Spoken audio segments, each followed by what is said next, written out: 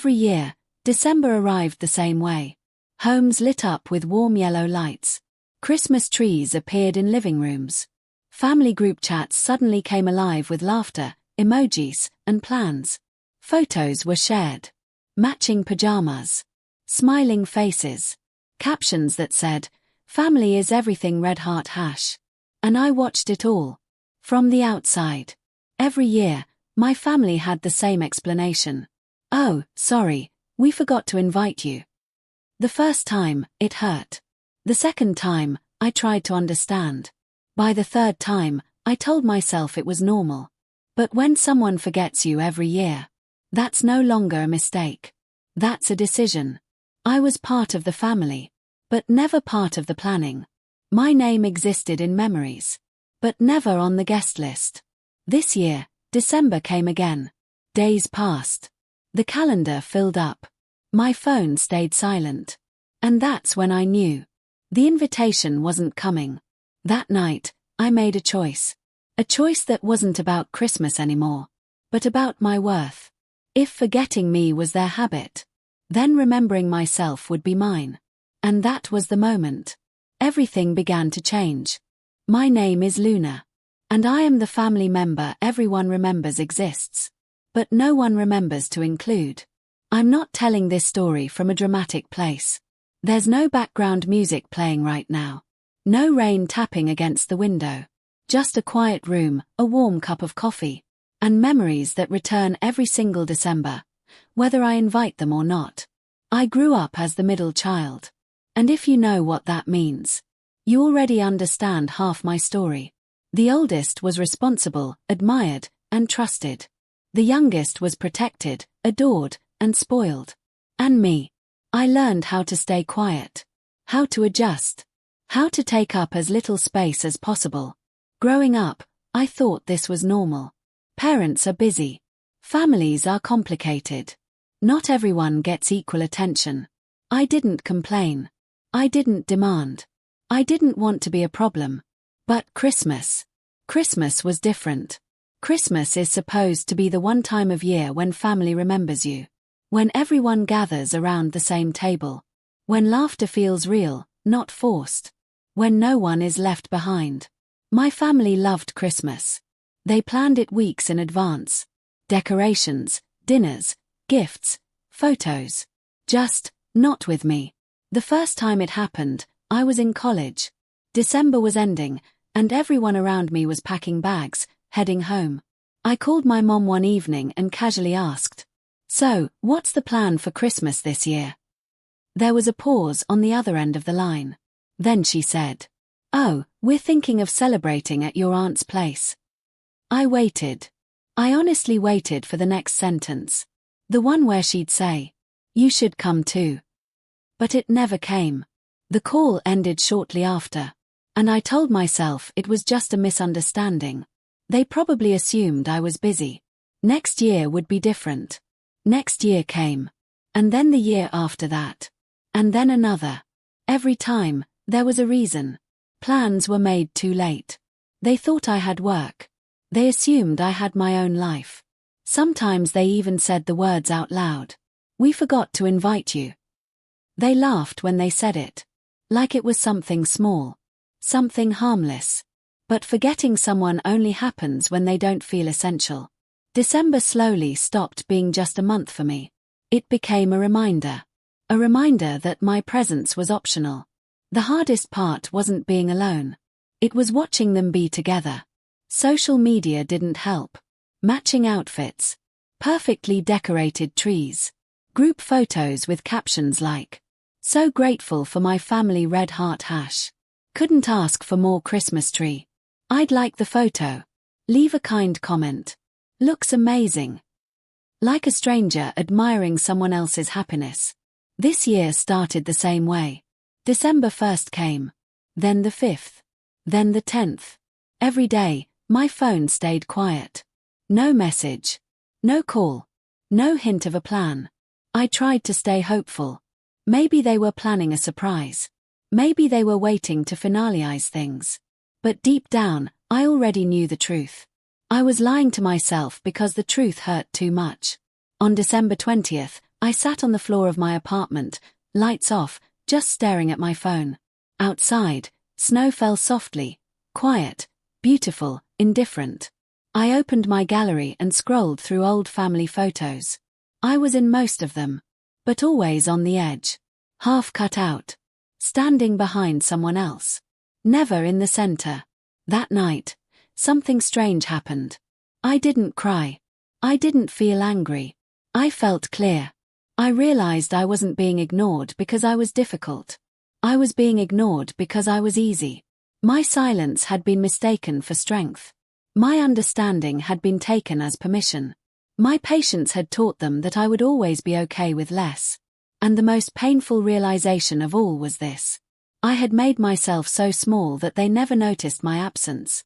I walked to the mirror and looked at myself for a long time. For the first time, I asked a question I had avoided my whole life. If I don't choose myself, why would anyone else? That was the moment everything shifted. I wasn't breaking. I wasn't running away. I was waking up. And from that moment on, I decided I would stop waiting to be included. And start building a life where I was never forgotten again. There's a strange moment that comes after disappointment. Not when you're still hoping. And not when you're crying anymore. It's the moment when you finally stop waiting. That's where my story picked up next. The night after I sat on my apartment floor, staring at old photos. I didn't go to bed right away. I stayed up, wrapped in a blanket, scrolling mindlessly on my phone. Not social media this time. I couldn't handle seeing another smiling family photo. Instead, I opened my notes app. I didn't know why. I didn't have a plan. I just started typing. I don't feel missed. I don't feel chosen. I don't feel important. I stared at the words for a long time. I realized something uncomfortable. I had spent my entire life waiting for an invitation. To dinners, to plans, to conversations, to love. And every time I wasn't invited, I told myself it was okay. I had confused being low maintenance with being low value. That night, my phone buzzed. A notification. Family group chat. Someone had sent a photo of wrapped gifts under a massive Christmas tree. No message. Just the photo. No one tagged me. No one said my name. I closed the chat. Not dramatically. Not angrily. Just, quietly. And in that quiet, a thought crossed my mind. A thought so unexpected that I almost laughed at it. What if I don't spend Christmas missing them? The idea scared me at first. Because missing them was familiar. It was painful, but it was known. Being alone by choice. That felt dangerous. I opened my laptop. I didn't know what I was looking for. I just knew I didn't want four walls that reminded me of waiting. I typed the first thing that came to my mind. Remote mountain house for sale. Dozens of listings appeared. Cabins. Lodges. Wooden houses surrounded by snow and silence. One picture made me stop scrolling. A small wooden house, sitting alone on a mountain. Tall pine trees. Snow-covered roof. A warm yellow light glowing from the windows. It didn't look lonely. It looked peaceful. I clicked on it. The description talked about isolation like it was a luxury. No traffic. No noise. No neighbors close enough to hear your thoughts. For the first time in years, my chest felt light. I imagined waking up there. No phone buzzing. No expectations. No pretending. Just me. I checked the price. My heart dropped. It was expensive. Not impossible, but definitely scary. I closed the tab. Don't be ridiculous, I told myself. This is just an emotional reaction. I went to bed. But sleep didn't come. Instead, memories did. Birthdays where plans were made without me. Family dinners I heard about later. Moments where I showed up for everyone. And no one noticed when I didn't. Around 3 a.m., I sat up in bed. And suddenly, the thought was back. What am I saving this money for, anyway? I had always been responsible. Careful. Prepared. But prepared for what? For a life where I was always waiting. I opened the laptop again. The listing was still there. The house hadn't disappeared. Like it was waiting for me. I read every detail this time. The square footage. The fireplace. The long road leading up to it. My hands were shaking. Not from fear. From clarity. This wasn't about a house. This was about choosing myself. For the first time. I imagined telling my family. Actually, no. I imagined not telling them. And for the first time, that felt powerful. I filled out the inquiry form. Name. Email. Phone number. Before hitting send, I hesitated. I thought about all the times I had stayed quiet. All the times I had hoped someone would notice. All the times I had put myself last because it felt easier. Then I clicked send. The confirmation email arrived seconds later. My heart was racing. I leaned back and whispered to the empty room. I'm really doing this. That night, I didn't feel forgotten. I felt brave. And for the first time in a long time, Christmas didn't feel like something I was being excluded from. It felt like something I was about to redefine. The next few days passed in a blur. I went to work, answered emails, smiled at co-workers. From the outside, nothing about me looked different. But inside, something had shifted. Every few hours, I checked my email. Then it came. A message from the real estate agent. Polite. Professional. Simple. The house was still available. I stared at the screen longer than I should have. This was the moment where people usually step back. Where they say, I'll think about it. Where fear talks louder than desire. I surprised myself. I replied immediately. We scheduled a virtual tour. On the day of the call, I sat at my kitchen table, laptop open, heart pounding. When the video connected, the agent walked through the house slowly. Wooden floors. Large windows. A stone fireplace in the living room. Outside, snow-covered trees stood quietly, like they were guarding the place. This house, the agent said, isn't for everyone. I smiled. I know, I replied. That's why I like it. We talked numbers. Paperwork. Logistics. Every practical part of my brain screamed at me to stop. But another part, one I had ignored for years, felt calm. After the call ended, the apartment felt smaller than ever. I walked around, touching familiar objects. The couch I had cried on. The window I had stared out of while waiting for messages that never came. This place had been my shelter, but it had also been my waiting room. That evening, my sister posted another photo. This time, it was a picture of Christmas decorations going up at my parents' house. The caption read, "It's beginning to feel like Christmas tree." I watched the comments fill up. Excitement. Plans. Love. No one asked where I was. And something strange happened. It didn't hurt. Instead, it confirmed my choice. The agent sent over the final documents 2 days later. I opened them slowly. This wasn't impulse anymore. This was real. I read every line. Every number. Every condition. My hand hovered over the mouse. Signing meant commitment. No easy way back. No pretending it was just an idea.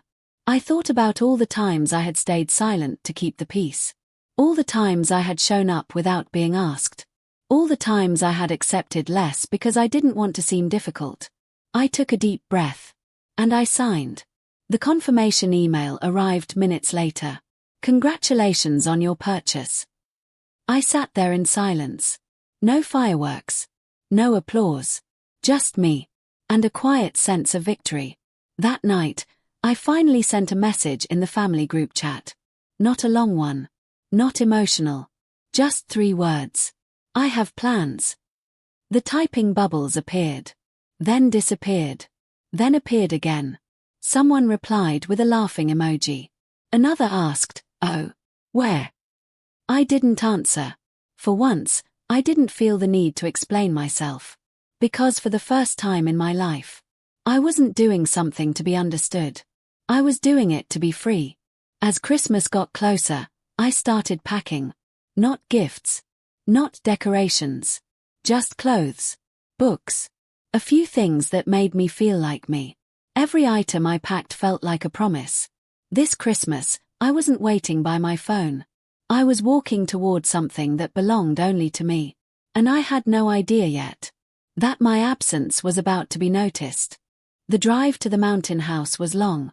The road slowly climbed higher. Cell signals faded. And the world I knew began to disappear behind me. At first, the silence felt uncomfortable. No notifications. No calls. No familiar noise. Just the sound of tires on snow. And my own breathing. By the time I reached the house, it was already dark. The wooden structure stood exactly like the photos. Quiet, steady, untouched. A single porch light glowed softly, as if it had been waiting. I turned off the car and sat there for a moment, hands still on the steering wheel. This was real. No family dinner waiting. No last-minute invitation. No apology text. Just me. When I stepped inside, the air smelled like pine and wood. Cold, but clean. I lit the fireplace with shaky hands. The flames slowly came alive, filling the room with warmth and light. I dropped my bag on the floor and laughed quietly. Not because something was funny, but because for the first time in years, I felt safe. That night, I didn't check my phone. I didn't scroll. I didn't wait. I sat by the fire, wrapped in a blanket, listening to the wind move through the trees outside. And I realized something important. I wasn't alone. I was at peace. For the first time ever. Christmas Eve didn't feel like rejection. It felt like freedom. I woke up to silence. Not the heavy, uncomfortable kind, but the peaceful kind that doesn't demand anything from you. For a moment, I forgot where I was. Then I opened my eyes and saw the wooden ceiling. Soft morning light slipping in through the windows. And snow resting quietly outside like it had nowhere else to be. It was Christmas morning. No alarms. No rushing. No pretending. I pulled the blanket tighter around myself and just lay there, breathing. In past years, this was the hour when I would check my phone first. Hoping for a message. A call. Anything that would make me feel remembered. This year, I didn't reach for my phone. I made coffee slowly, listening to it brew. I stood by the window, mug warm in my hands, watching the mountains wake up. No gifts under a tree. No forced smiles. No noise. And somehow, this was the fullest Christmas morning I'd ever had. Around mid-morning, my phone finally buzzed. A notification. Family group chat. I stared at the screen for a long second before opening it. A photo appeared. Everyone gathered around the table, plates full, laughter frozen in a picture. Caption. Merry Christmas Christmas tree red heart hash. I felt something rise in my chest. Not jealousy. Not sadness. Distance. Like I was looking at a memory that no longer belonged to me. A private message followed. From my mom. Merry Christmas, Luna. Where are you? I read it twice. This was new. I typed back calmly. I'm somewhere peaceful. 3 dots appeared. Then disappeared. Then another message. You didn't tell us you were going away. I looked around the room, the fire crackling, snow outside, quiet everywhere. I replied. You didn't ask. I placed the phone face down on the table. For the rest of the morning, I cooked a small meal for myself. Nothing fancy. Just warm food made with care. As I ate, I realized something important. I wasn't angry anymore. I had crossed that bridge the night I stopped waiting. This Christmas wasn't about proving anything. It wasn't about punishment. It was about choosing peace over permission. Outside, the snow kept falling. Slow, gentle, steady. And for the first time in my life, Christmas didn't feel like something happening without me. It felt like something I was finally part of. By late afternoon, the quiet of the mountain house began to feel significant. The kind of silence that makes you realize just how much space you've taken back for yourself. Then my phone rang. The screen lit up. Mom. I hesitated. For years, I would have answered immediately, heart racing with hope that maybe, this time, she'd finally include me. But this time, I knew exactly why she was calling. I took a deep breath and answered. "Hi, Mom." Her voice was shaky, uncertain, almost small. "Luna, where are you? We thought you'd be with us." I paused. I didn't want to yell. I didn't want to cry. I didn't want to argue. I simply said, "I'm where I'm supposed to be." A long silence followed. Then she whispered, "We didn't realize." I could hear the words, the weight behind them, the subtle guilt, the discomfort. "We wanted you here, we just assumed." I interrupted gently. "You assumed wrong." Another call came. From my sister this time. "Luna, what? Are you serious?" I smiled faintly. "Yes. I'm serious. This Christmas. I'm spending it somewhere that matters to me." For the first time ever, I noticed the shift. They weren't angry. They weren't confused. They were regretful. My dad called next. "We should have asked. We should have noticed. I cut him off softly. "I'm not looking for apologies. I'm looking for respect, for my choice." By the end of the evening, the calls slowed. Messages flooded my phone. "We're sorry. Come home. We miss you." I read each one carefully, without reacting. I didn't type. I didn't explain. Because for the first time, the truth was clear. It wasn't about them including me anymore. It was about me choosing myself. I looked out the window. Snow covered the ground like a soft blanket. Trees swaying gently in the wind. And I realized. This Christmas, I wasn't being left out. I was being found. I wasn't waiting to be noticed. I was living my life, on my terms. The night grew colder. But inside the mountain house, the fire crackled steadily. I sat on the floor by the fireplace, phone in my lap. Messages kept coming. "We didn't know you felt this way. We never meant to hurt you. We realize now how wrong we were." I stared at them silently. For years, I had waited, hoped, believed they'd remember me. And now, their words felt empty. Not because I didn't believe them, but because for once, I realized I didn't need them to believe me. I didn't need validation from a family that had consistently made me feel invisible. I leaned back against the wall, watching the snow swirl outside. And I remembered every single year I had been forgotten. Every smile I faked. Every message I sent, pretending to be happy for them. Every moment I shrank myself so they could feel bigger. All of it led me here. And here was different. Now, the regret wasn't mine. It belonged to them. I closed my eyes and whispered to myself. "It's too late to make me small again. This time, I choose myself first." A call came. This time, my sister. "Luna, please, just come for dinner. We really want you." I smiled softly. "I'm glad you realized. But it's too late for this year. I'm here, in a place where I matter." I ended the call and put my phone down. The house was quiet again. And this time, it was not lonely. It was peaceful. I finally understood something essential. The people who regret missing you don't get to choose how you feel. You do. And for the first time, I felt truly powerful. I wasn't angry. I wasn't sad. I wasn't desperate.